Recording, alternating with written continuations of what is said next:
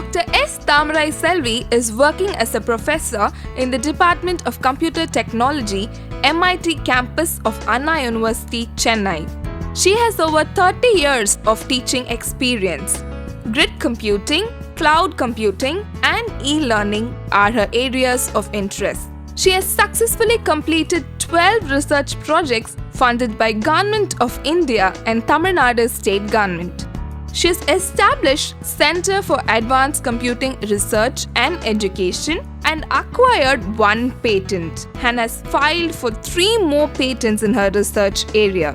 She has presented over 110 papers in international conferences and published 45 papers in international journals. She has authored 5 books. The latest book is titled Mastering Cloud Computing, published by Morgan Goffman Publishers 2013.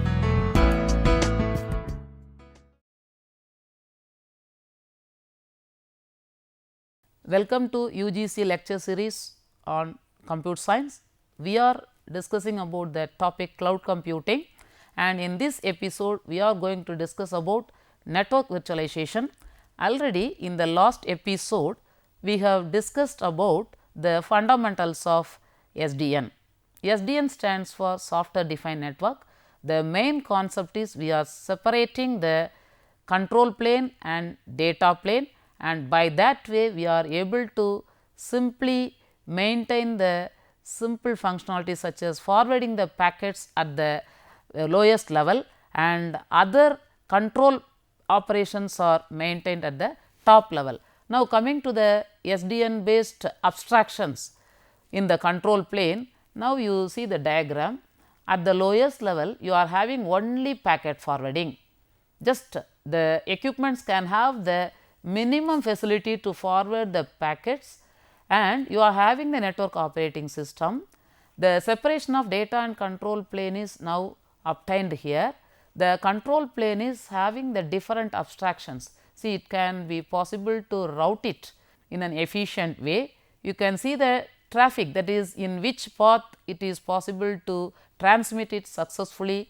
Like that you can balance the load also by seeing the network traffic. So, for that also you can define the functionalities by using the control plane, and other applications such as providing security, or just you can avoid the denial of services and other things. You can have some other applications defined using the control plane also. So, the main advantage of this abstraction in the control plane is to provide many functionalities such as routing or traffic engineering or other applications related to security and other operations to be brought into the actual control plane.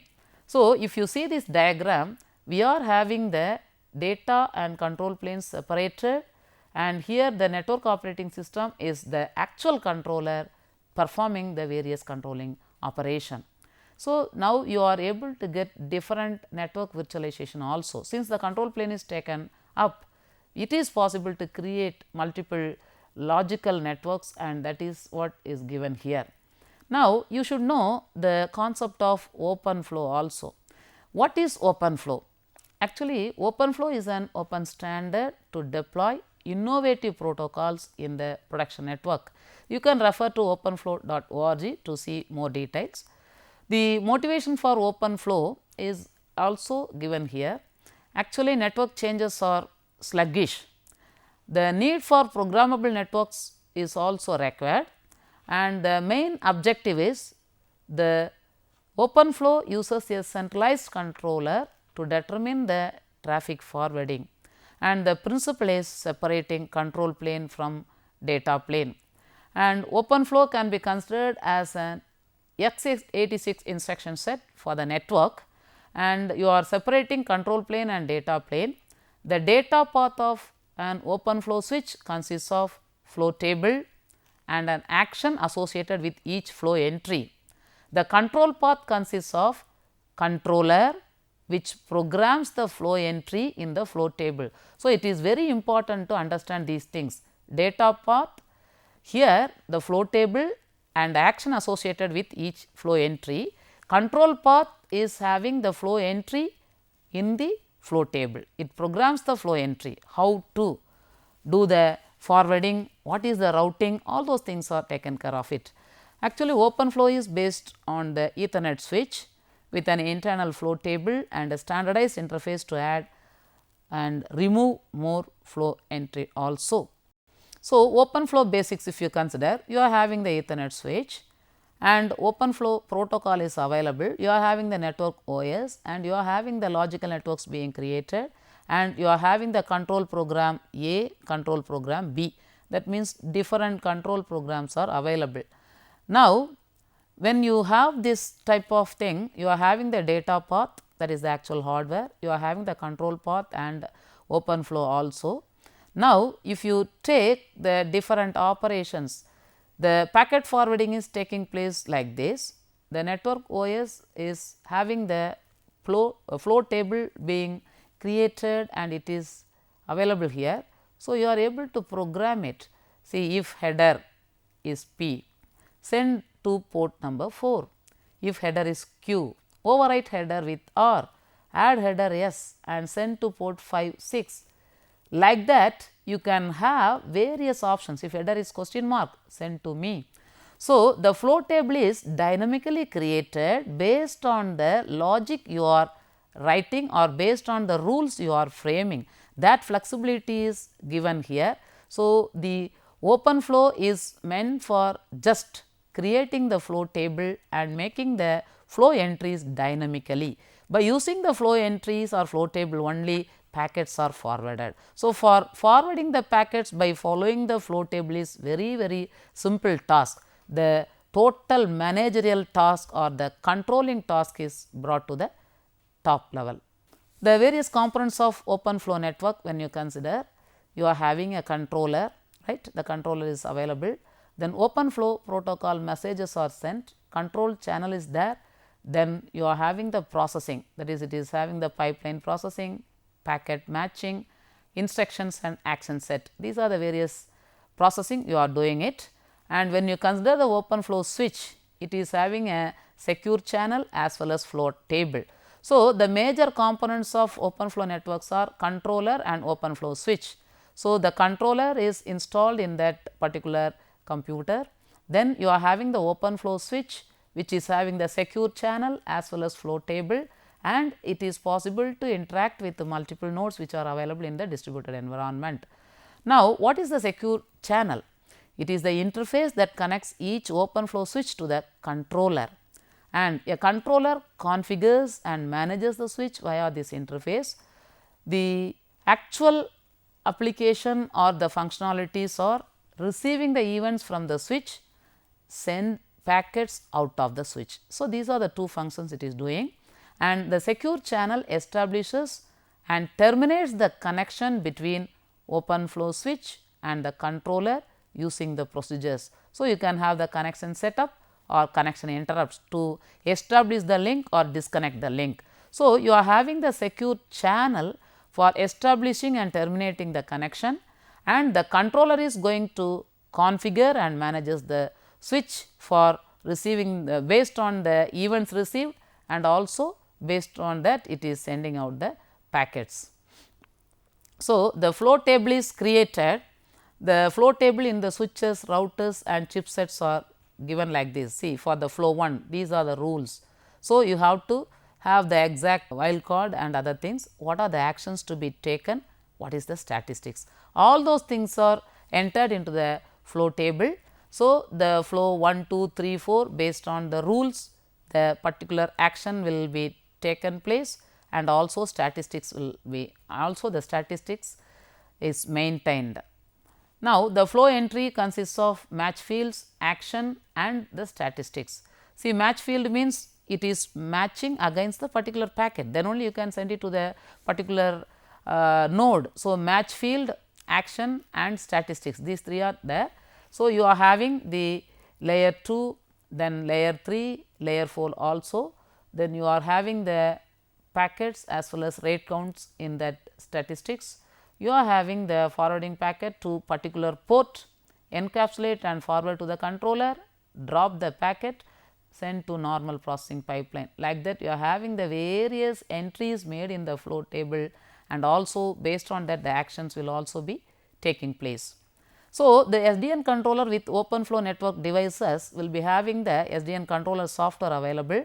The OpenFlow protocol is providing lot of APIs for the purpose of connecting it with the various switches where you are having the packet forwarding hardware devices available, and the OpenFlow enabled network device is having the flow table comparable to an instruction set. You can see what is the MAC source, MAC destination, IP source, IP destination, DCP, then what are the actions, what is the count, like that the statistics as well as other details are given in the flow table.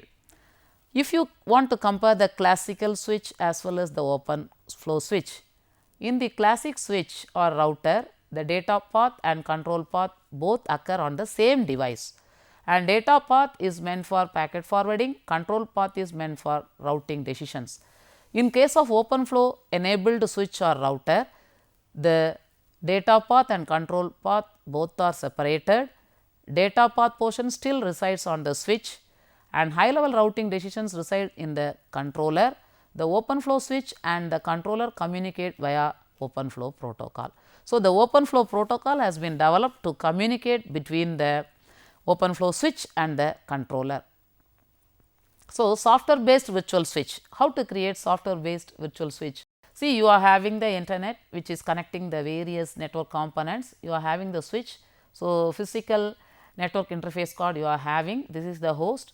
By having the virtual switch, vSwitch, it is possible to create virtual network interface card. So, you can create so many virtual interface card by using the virtual switch, that is the vSwitch is acting as the hypervisor to create the different virtual network interface cards.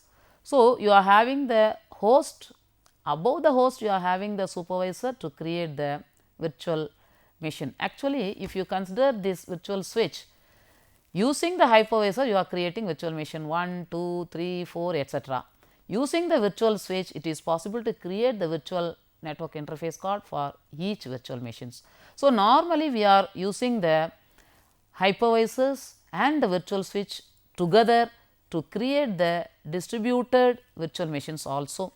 So, the hypervisors implement the vSwitch. Each virtual machine has at least one virtual network interface cards and share the physical network interface card on the physical host through the vSwitch. So, how the physical switch is actually distributed to various network interface cards through virtual manner, that is done by virtual switch.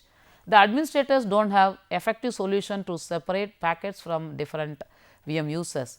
So, for VMs reside in the same physical machine, their traffic visibility is a big issue, still it has to be sorted out. So, virtual switch and physical switch, just you can imagine, along with the hypervisors used for creating virtual machines. So, in the traditional vSwitch, we had some of the issues, that is advanced networking features such as VLAN, port mirroring, port channel, all those facilities are not at all available. Some hypervisor vSwitch vendors provide technologies to fix the above problems. Open vSwitch may be superior in quality for these reasons. So, when you consider the Open vSwitch, it is a software based solution. It resolves the problems of network separation and traffic visibility. So, the cloud users can be assigned virtual machines with elastic and secure network configuration. So, for the cloud, whenever you make use of virtual machines, the separation of this network separation as well as traffic visibility is very much handled by this open switch.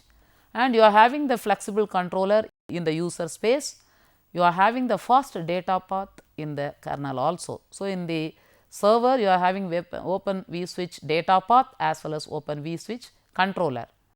The IEEE 802.1q support is given. It enables the virtual LAN functions by attaching the VLAN ID to the Linux virtual interface. Each user will have its own LAN environment separated from other users. So, this is the facility of Open vSwitch. When you consider the Open vSwitch concepts, you are having the fine grained access control lists as well as quality of service policies. You can also enforce the quality of service policies, and you can just say who are the authorized or authenticated person to send the packets, everything you can have the access control list where the authorization is given. So, L2, L4 matching is possible. The actions to forward or drop or modify or queue, it is possible, and it makes use of HTB as well as HFSC queuing disciplines. Open vSwitch uses these two queuing disciplines also. And you are having the centralized control through OpenFlow. It works on various Linux based hypervisors such as Zen, Zen Server, KVM, VirtualBox. So, along with these hypervisors, it is possible to create the virtual machines, and it is possible to have the network virtualization among the newly created virtual machines also. These are the various Open vSwitch contributors. So, we have discussed about the different features of the SDN and also in what way OpenFlow is helping the network virtualization, and also we have discussed about Open vSwitch. Let us have a short break.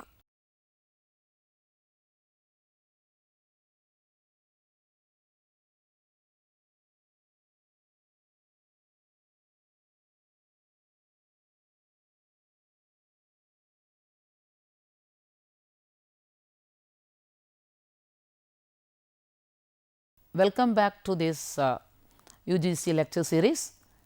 In the last episode, we were discussing about the Open vSwitch. See, when you consider the SDN stack, first of all you are having the various hardware components such as switches or routers or whatever it may be with reference to any vendor that is available. So, commercial switches are available at the bottommost layer, and all are OpenFlow enabled switches, that is why they are called as OpenFlow switches. Then you are having the slicing software or virtualizing software such as FlowVisor. FlowVisor is one of the network hypervisor we can say. Then you can have the SDN controller. This is nothing but network operating system. Above that we are having the different applications, and we are having the monitoring and debugging tools. So, this covers the entire SDN stack. So, you are having the OpenFlow enabled switches, and you are having the slicing software to have the number of logical networks being created. You are having the control plane controlled by this controller, and above that you are having different applications and monitoring. Now, in the SDN controller, it is an application in software defined networking that manages the flow control to enable intelligent networking, and SDN controllers are based on protocols such as OpenFlow that allows servers to tell switches where to send the packets based on the flow entries made in the flow table. The controller is the core component of SDN network. It lies between network devices at one end and applications at the other end. Any communication between applications and devices have to go through the controller only. The controller uses the OpenFlow protocol to configure network devices and choose the optimal network path for application traffic. See, the optical network path means it is deciding the routing of the packets. So, the routing can be done in an intelligent way so that it will be very much effective. It is possible to compare the different SDN controllers. See, you are having the OpenFlow references, what are the language supported by the particular thing, then what is the platform in which you can work, whether it is licensed or open, free, whether the that is who is the original author, and some remarks about this SDN controller. See, OpenFlow references, if you take OpenFlow, here you are having the C language support, it is in the Linux platform. Then OpenFlow license is there.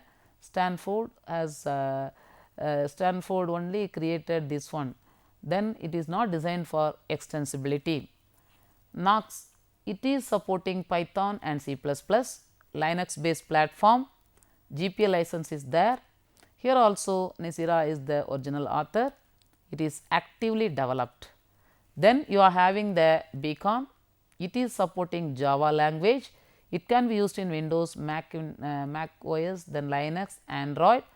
It is GPL, the core one is GPL license, then FOSS license for your code also. Then David Erickson from Stanford, he has developed this one, is the original author. So, runtime modular, web user interface framework, regression test framework, everything is supported. Then Maestro, you are having Java as the language supported. Then Windows, Mac as well as Linux, this is LGPL, and Zheng Kai is the actual author, and Trema, Ruby and C is supported, Linux, GPL, then NEC, includes emulator, regression test framework, all those things are included here. Then root flow, the language is not known, it is the Linux platform, Apache license.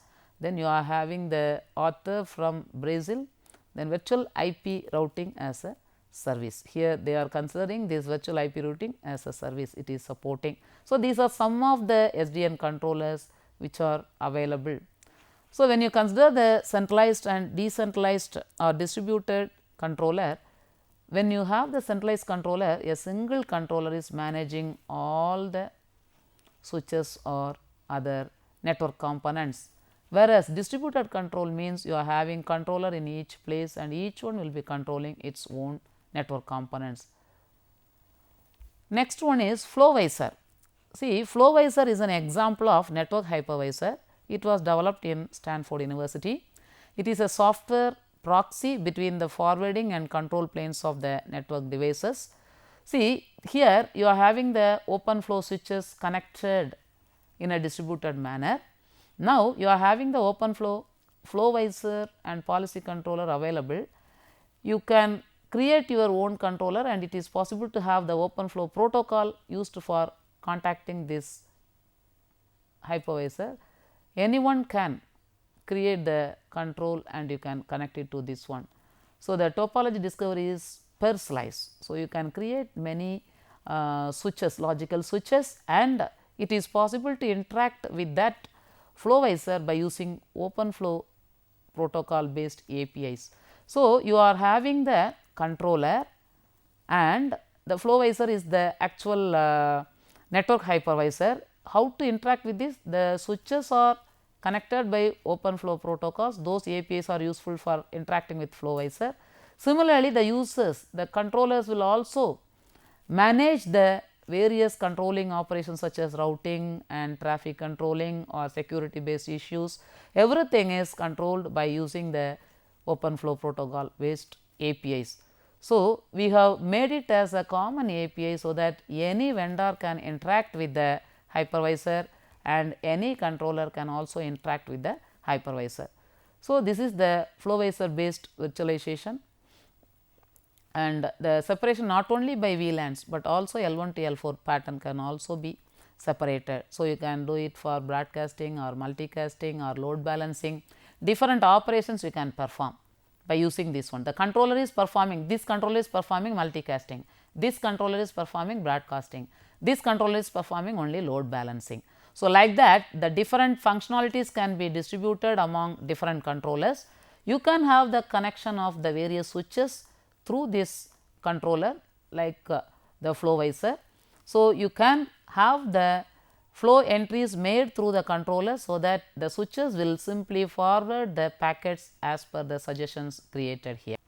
And slices are defined using a slice definition policy. The policy language specifies the slices resource limit, flow space, the controller's location in terms of IP and TCP port pair. The FlowVisor enforces transparency and isolation between slices by inspecting, rewriting and policing the open flow messages as they pass. See here, these are the examples of the slicing. See, it is open roads, aggregation. See, you can just aggregate various things. You can have the production, you can have the open pipes, you can have the physical network, plug-in service. Like that, it is possible to create different type of slices using the FlowVisor. The main advantage of this network virtualization is to simply bifurcate the given bandwidth into different weightages. Suppose if you are having 10 Mbps bandwidth connectivity, by using the SDN, it is possible to allocate 2 Mbps for one connectivity, 8 Mbps for another connectivity. or you are having 3 connectivity means 3, 3, 4. Like that you are having the total control over the routing as well as distribution of the bandwidths and so many other parameters that can be controlled using the SDN controller. So, that is the main advantage. Now, people are going for SDN, and in Google, in Facebook, in so many practical applications they are using the SDN. So, those who are interested in learning this SDN, you please refer to the various PowerPoint presentations given by Professor Nick McEwan. He is the actual contributor, and in his site he has given all the PowerPoint presentation. He has given the rights to make use of it. Only thing is we have to give the acknowledgement about that particular slide. So, you are getting so many presentation available in his website. Please refer to it so that you will be knowing more details about this network virtualization. So, to conclude about network virtualization, I wish to tell you the various things you have to make use of. Actually, we are having the OS. Above that, it is possible to install your hypervisor to create the virtual machines, and you can have the SDN controller installed over that also, so that the newly created virtual machines can also be connected through this virtual network, and you can make use of the actual Mininet simulator, which is very much helpful for testing the features of SDN. So, the learners can first try with Mininet for testing the SDN controllers various operations as well as the facilities. So, that exercise will be very much useful for just practicing the various concepts in the network virtualization. Already we have discussed about the actual virtual machine concept. There we have discussed about how to install the hypervisors, and also what are the various hypervisors available commercially as well as at free of cost, and also the similar concept can be applicable for networking. When you go for cloud computing, there are 3 major resources we are considering. One is computing resources, then another one is the networking resources, another one is storage resources. If you are able to manage all these 3 types of resources by using software, definitely it is a very good boon for the cloud computing. In cloud computing, you are having very big data centers distributed throughout the different locations. So, if you want to connect the different computing facilities or the storage units, necessarily you have to control them in the distributed environment. So, how to use the virtualization for computing resources? For that purpose, we are using hypervisors such as Xen, VMware, KVM, VirtualBox, so that you can create the virtual machines and single resource is divided into multiple resources, so that the underutilization of the resource is overcome. Then you are having the network virtualization. Once if you are connecting the different computers, the switches and routers will help you to route the packets across the various computing resources. So, without having network virtualization, it is not possible to effectively use the distributed computing. That is the reason we have discussed the SDN principles to some extent, so that you should be able to analyze the features of the SDN concepts by installing Mininet and test the various functionalities of the SDN controller. You can also try to make use of the open flow based APIs for interacting with different network devices, and also you can write some efficient routing algorithms, so that the algorithms will be able to help the smart routing, so that the traffic congestion can be avoided and you can send the actual packets in a reliable manner also. Another important aspect in the cloud computing is load balancing. Whenever you want to balance the load, simply balancing the computing load for the CPU alone is not going to be helpful. How to distribute the various computing across the different computers in the distributed environment? It is essential to consider the network resources also. So, when you consider the network resources, it is essential to consider the network virtualization, so that the load balancing will consider the factors such as computing facilities as well as networking facilities. By considering these two, it is possible to efficiently balance the load. So, we have discussed about the network virtualization as well as the hardware virtualization, or we can say the server virtualization for creating virtual machines in the physical machines. So, these two concepts may be very much useful for cloud computing. You can just answer the following questions for revising the topics. Give examples of SDN controllers. What is Mininet? What is the difference between network virtualization and server virtualization? Try to answer to these questions. Let us conclude this session with the concept of network virtualization as well as some of the hypervisors.